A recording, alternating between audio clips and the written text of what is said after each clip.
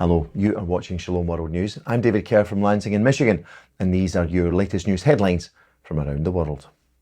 There are reports that 2 Orthodox monks and a nun have been killed after a monastery was attacked by Russian forces in the eastern Ukrainian city of Svyatogorsk. The Ukrainian Orthodox Church said that on May the 30th, the Holy Dormition Monastery of the Donetsk Diocese had come under attack with 3 people being killed. They also said that 3 other monks sustained injuries in the attack. Orthodox Metropolitan Hilarion of Donetsk Diocese has asked for prayers for the deceased religious and for the recovery of those who are wounded. Meanwhile, a delegation of German bishops is currently visiting the Ukrainian capital Kyiv to express solidarity with the people of the war-torn nation. The delegation is being led by Bishop Bertram Meyer of Augsburg. He was welcomed on June the 2nd by the Ukrainian Greek Catholic Major Archbishop Svyatogorsk. Both prelates offered the Divine Liturgy in the Greek Rite in the Patriarchal Cathedral of the Resurrection in Kyiv. At the end of the liturgy, the German bishops said that their episcopal visit aims to demonstrate solidarity and to share the rich resources of the German Church with those in need in Ukraine. Bishop Meyer also paid tribute to the Ukrainian priests who have stood with their suffering people, offering solace and pastoral assistance. For his part, Major Archbishop Shevchuk described it as a miracle that during a time of invasion, everyone is still coming to Kiev, including the German bishops. The Auxiliary Bishop of Los Angeles, Bishop Robert Barron, has been appointed as the new Bishop of the Diocese of Winona-Rochester in the US state of Minnesota. The appointment of the popular media evangelist was announced by the Holy See in Rome on Thursday, June the 2nd.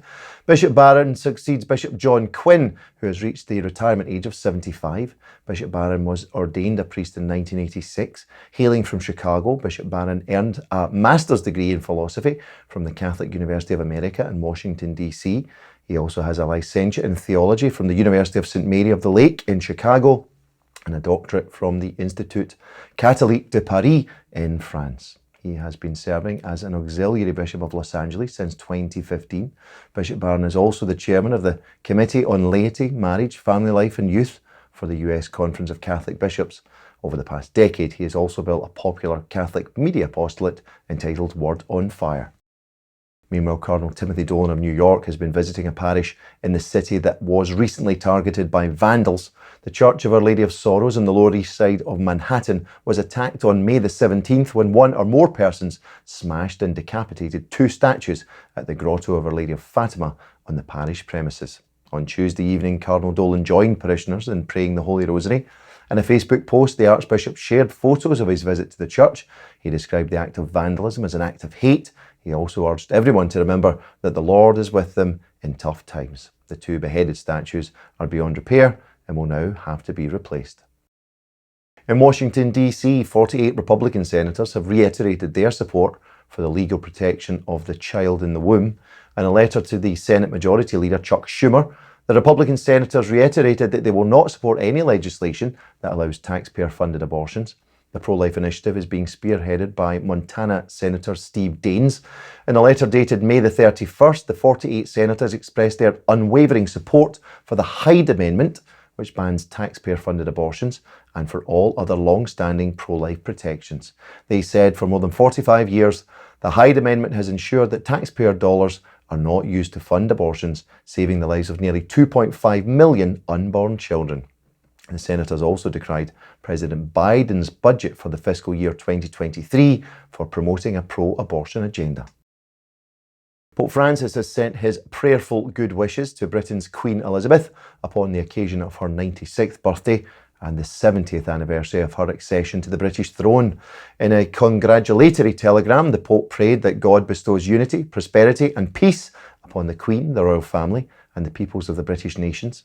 In her Platinum Jubilee message on June the 1st, the Queen thanked all those communities, families and friends who are joining her in marking the anniversary of her accession to the throne in 1952. Scottish lawmakers are welcoming a historic declaration of friendship between the Catholic Church and the Presbyterian Church of Scotland. So far, 16 members of the Scottish Parliament have signed a motion congratulating the two organisations on signing a joint statement known as the St Margaret Declaration. St Margaret was the 11th century Queen of Scots who was canonised by Pope Innocent IV in 1250. The joint communique has been approved by the Bishops' Conference of Scotland and last week by the General Assembly of the Church of Scotland. The motion in the Scottish Parliament was put forward by the leader of the Scottish Liberal Democrats, Alex Cole-Hamilton. The Bishops of Columbia are urging people to participate in the country's presidential election on June the 19th. The South American prelates say voters should take part in the poll to bolster the country's democratic system and to help in the construction of a better nation. In a video message, the Bishops' Conference delegate for Church-State Relations, Monsignor Hector Fabio Henao Gaviria, said everything must be done to strengthen democracy by making it all the more alive and participatory. In the second round of the presidential voting, Left leader Gustavo Petro will lock horns with the independent candidate Rodolfo Hernandez. Finally, Pope Francis is seeking prayers for Christian families during the month of June. The Holy Father announced his prayer intention for the month in a video message released by the Pope's Worldwide Prayer Network. The monthly message comes as Rome prepares to host the World Meeting of Families later this month. In his video message released on Thursday, the Holy Father says, "Let us pray for Christian families around the world. May each and every family embody and experience unconditional love and advance in holiness in their daily lives." Well, that's your latest news headlines for now. Do join us for more tomorrow. You can also join us at swnews.org for news updates. Shalom.